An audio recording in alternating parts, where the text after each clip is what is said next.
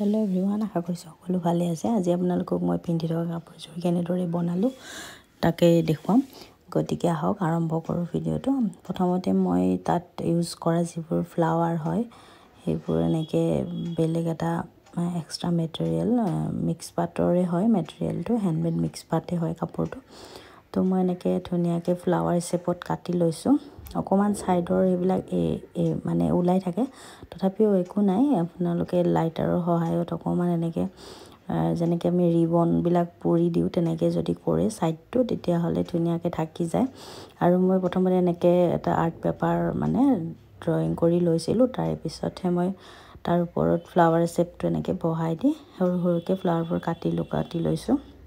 আৰু লগতে এনেকৈ মই এনেকৈ আঠাৰ সহায়ত মানে গ্লুৰ সহায়ত ধুনীয়াকৈ তাৰ পিছত এনেকৈ লগাই গৈছোঁ। আনটো এটা চাইডে আঁচলৰ হেভিকৈ লগাইছোঁ, 5টামান লগাই দিছোঁ। আৰু আনটো আঁচলত এনেকৈ 3টা ৰাখিছোঁ। আৰু মেখেলাখনতো চিম্পল।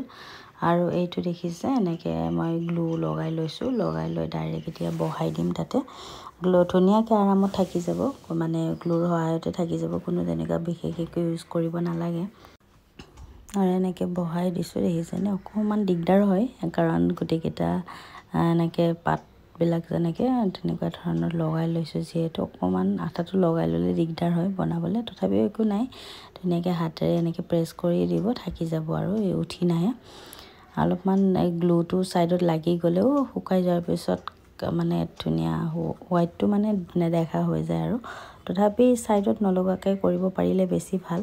আৰু লগতে আনটো ছাইডতো এনেকৈ সৰু সৰু ফ্লাৱাৰে মই এইটো ফ্লাৱাৰটো মই তেনেকৈ কাটি লৈছিলোঁ সৰুকৈ। এইটো আপোনালোকে ইউটিউবতো চাই ল'ব পাৰিব কেনেকৈ কাটে, বনাই দেখুৱাই মানে ধুনীয়াকৈ গমেই পাব তাতে।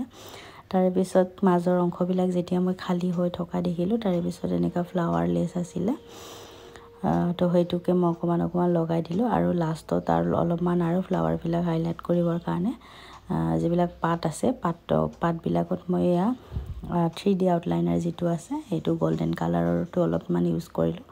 শুকাই যোৱাৰ পিছত ধুনীয়া কালাৰ এটা হ'ব। এতিয়া জাষ্ট মই লগাই গৈছোঁ এনেকৈ এটাৰ পৰা আনটো।